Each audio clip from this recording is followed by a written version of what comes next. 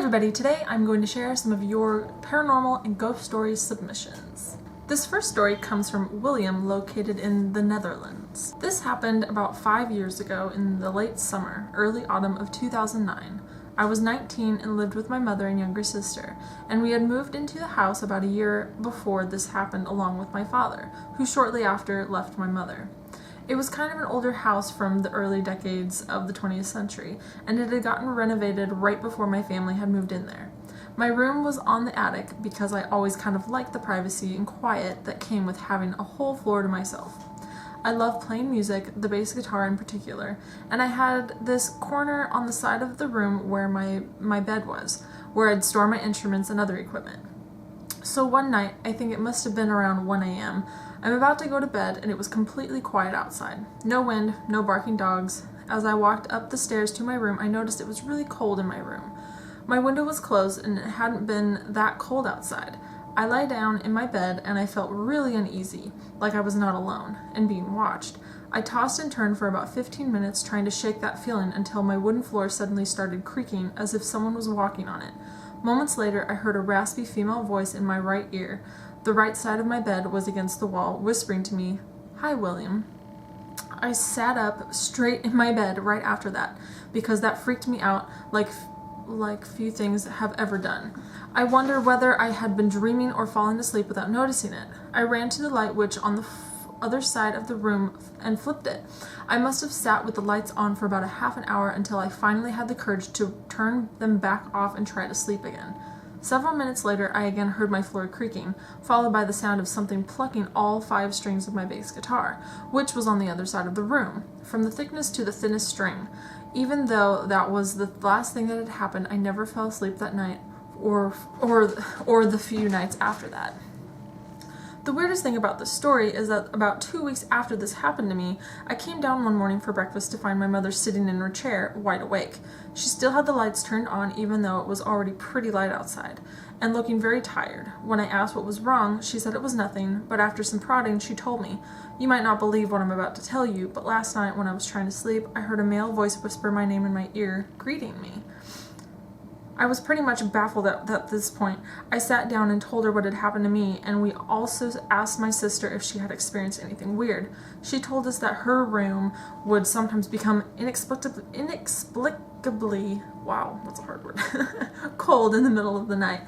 Quite some time had passed, and I brought my then girlfriend over since I had been dating her for a while and now wanted to introduce her to my family. When I suggested I show her my room, she looked at me and jokingly said she'd rather keep sitting on the comfortable couch. I hadn't told her about any of the weird things that had happened to any of us beforehand, but to my surprise, when we left my home for a night out, she said, Can I ask you something?" To which I said, "Sure." She asked me if any weird, unexplainable stuff had ever happened to me or any of my family members while we lived there. I asked her why she wanted to know, to which she replied that the reason she didn't want to go upstairs to the first floor attic was that she got a very uneasy feeling from something upstairs. That was sort of a relief in a weird way, and I told her about what had happened with both my mother and me, and my sister's cold room. She told me, like me, she had had these weird experiences and feelings ever since she was a child. We never did find out who or what it was, but on occasion weird things still happen, like a shower curtain swinging from one wall to the other when I go to the toilet in the bathroom in the middle of the night, the water tap turning on in the middle of the night, or things spontaneously being knocked over. This next story comes from Kelsey, located in the Oregon coast. My mom was taking me to a friend's house, and in the same neighborhood was a house for rent that my mom was interested in, so she called the realtor and we met her at the house.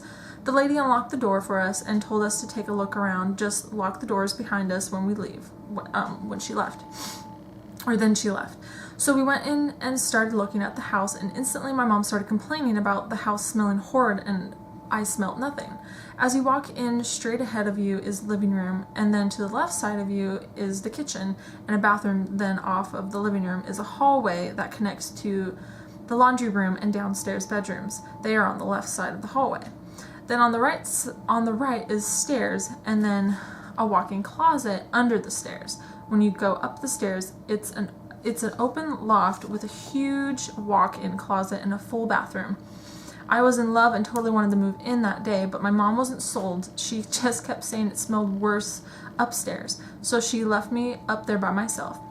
I was looking at the bathroom and in the walk-in closet when I started to get a weird feeling like someone was behind me. My mom was in the kitchen and I was walking past the walk-in closet.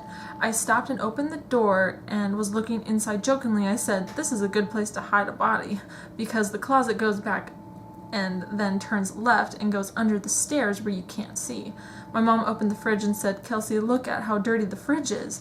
So I looked over my shoulder to look, but I couldn't see, so I turned backwards, back towards the door and looked down at my hand on the doorknob. Underneath my arm, I saw the top of a blonde child's head and a red shirt. I slammed the door and said, "I don't want to live here," and turned to my mom. She looked at me and she was like, "Okay, let's go then."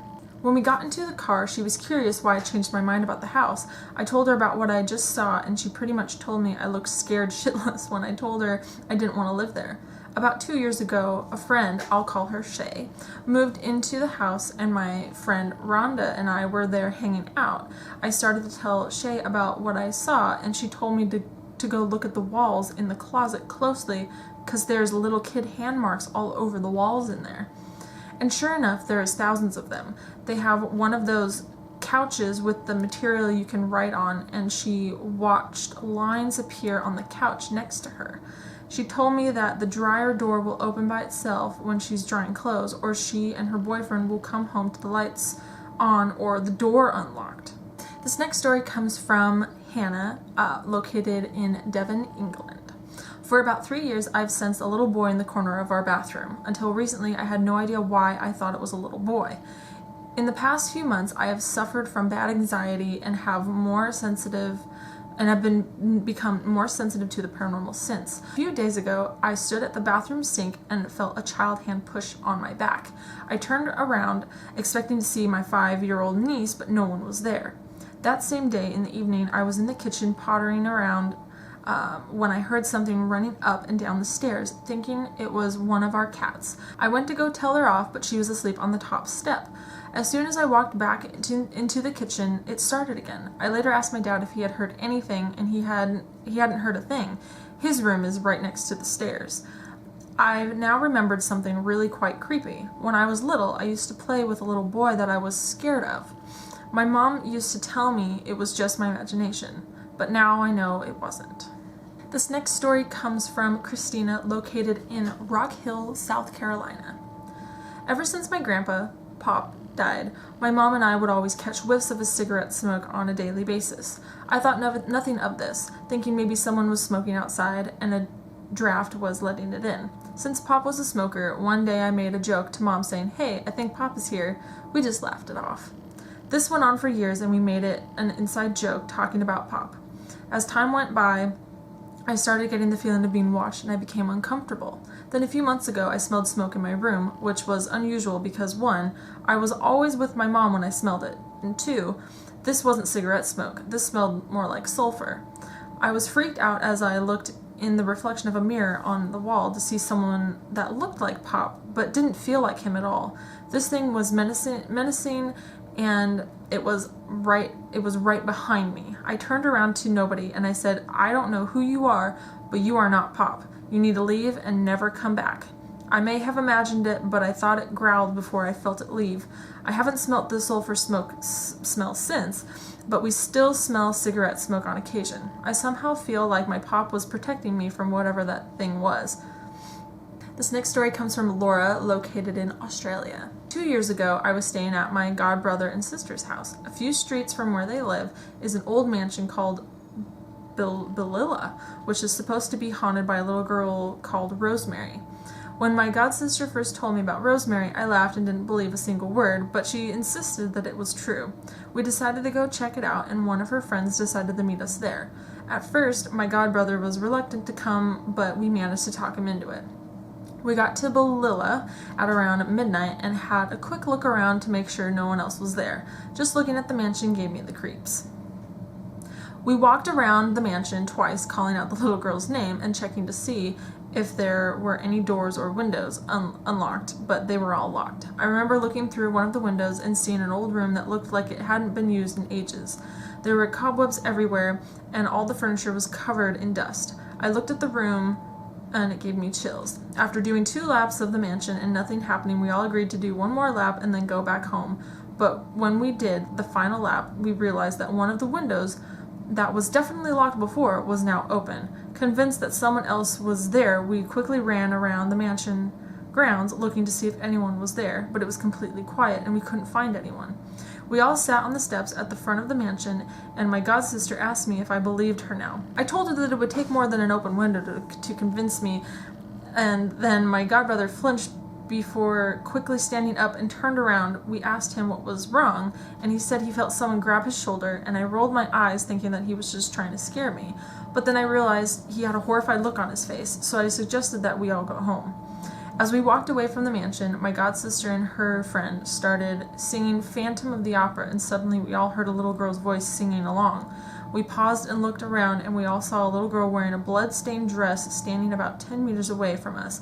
We all screamed and ran as fast as we could back home. We haven't gone back to Belilla since. This next story comes from someone who would like to remain anonymous. In my house, there is a black bedroom. Black? Pfft. In my house, there is a back bedroom that no one will sleep in because it's really terrifying. It is at the back of the house on a corridor on its own. The door is kept closed. When we first moved into my house when I was a kid, that room was my bedroom. I never slept right, and when I did, I would wake up screaming as my blankets would be torn off or the wardrobe doors would be open and slammed. One night I remember waking up seeing this figure crouched by the door. I can't even begin to describe it, but it was not human, and I now think it is some sort of demon. It didn't do anything but stare at me and then all of a sudden just fell asleep. I haven't seen this thing since then, but we can't keep pets in our house as they always disappear and are found dead under the bed of the back bedroom. Ooh. It is really terrifying, but as long as the door is kept shut, nothing bad happens. Sometimes I think I hear the door creak open, but I never have the guts to go look. This next story comes from Allie, and the location is to remain anonymous. When I was 7, I would get really cold at night. It didn't matter how many covers I was wrapped in. I would always be freezing, so I would get up, go to the bathroom, and soak in hot water. The first few weeks, nothing happened, but one night I was extremely cold. I felt like I was in a meat locker, so I got up and went to the bathroom. As I was soaking in the hot water, I heard these footsteps going back and forth in front of the door. I thought it was my sister, so I said I would be out in a minute, but the walking in front of the door wouldn't stop. So I got out, get dressed, and opened the door, but no one was there. I looked in my sister's room and saw that she was fast asleep. I didn't think anything of it, so I went back to bed. But that wasn't the last of whatever it was. The next night, I was asleep when I got this sudden feeling to wake up and look at my bedroom door. It was closed. I looked and saw that the hallway light was on, but that was not what got my attention. What got my attention was seeing someone standing in front of my door, and whatever it was wearing these black boots. I didn't say a word, but I jumped when I heard the sound of scratching on the door and heavy breathing. It scared me, but I had enough of it, so I screamed for it to go away. Once I screamed at it to go away, it then stopped, and it hasn't happened since. This next story comes from Mandy, located in Missouri. When I was 17, I'm 26 now, I went to a cabin with some friends. I have always had paranormal experiences, and I was told by my friends that there was a lot of activity at this location. We parked the car and had to walk down a path for about a half a mile to get to the deserted cabin. We went into the cabin and didn't have any bad feelings and felt relaxed. We went into the bedroom, or what I assumed was the bedroom. The bedroom had a kitchen table, chairs, and a screen door. After about 10 minutes, we turned off our flashlights and just sat in silence. The cabin door creaked open. I was sitting next to a friend and couldn't see out of the screen door of the bedroom. My buddy sat up to look at the door and slowly sat back. We all heard short, quick footsteps. My friend told me there was a little girl coming toward the bedroom door. We all bolted out of the cabin, and as we were running up the path, an ear-shattering scream echoed through the woods. The scream sounded like a surround system. It was everywhere. We got to the car and took off. They had never seen a little girl there before until I went there with them. The little girl continued to haunt me for several years before she just disappeared. I've had a lot of experiences with this entity. I say entity because after my experience, I feel it was something more sinister, taking the form of a child. This next story comes from Bella, located in Toronto, Canada. My sister's dad passed away 2 years ago unexpectedly. We have the same mother, but not the same father. So on the day of his funeral, my sister bought only one giant pink rose to go inside the casket. He loved the color pink. We were all in the viewing room, and when they were going to close the casket, she got up and placed the rose in his hands. When we got home, we all went to sleep very late because we were comforting my sister. She was really depressed. In the morning, when my sister got up, she took one step outside of her room and found the exact same giant pink rose right outside her door. We still don't know how it got there from his hands inside the casket to right outside her door. This next story comes from Bunny, located in South Carolina. The strange feeling started when I turned 13. My life was pretty shitty because of my parents' divorce at the time, so you could say I was pretty depressed. After my 13th birthday, I grew very paranoid. I dreaded leaving my room because as soon as I did, I got this feeling that I was being watched. That year, I found out that I was an atheist. Don't really know how to put that. This was when I started not just feeling the things around me, but seeing them as well. Dark shadow people that were even taller than me. Not only would they follow me around my house, but they would also follow me around the grocery store, friends' houses, etc. It scared me beyond belief, but there was nothing I could do about it. At about the time that the shadows started to die down, my mother met up with my stepfather. He is also an atheist and was very interested in the paranormal as well. One night he decided to stay the night. They weren't married yet. It was late at night, and me and my little brother were fast asleep, as well as my mother. Well, until my stepfather started speaking in fluent Latin in his sleep. My mother woke him up, being unbelievably frightened. In the morning, my stepfather pulled me over and told me that there was something in the house. I agreed and quickly told him about the experience that I had been having.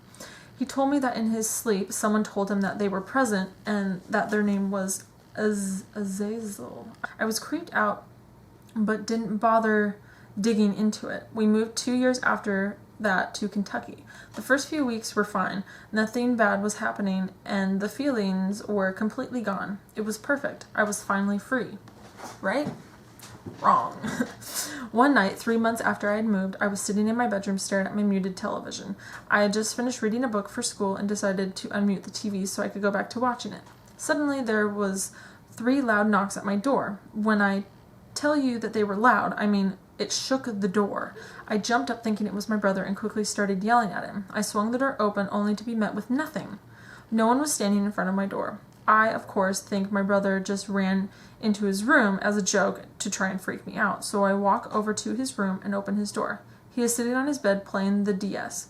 I'm pretty spooked because it is obvious that he hadn't moved from that spot in a while. I went to ask him if he did it, and he said no.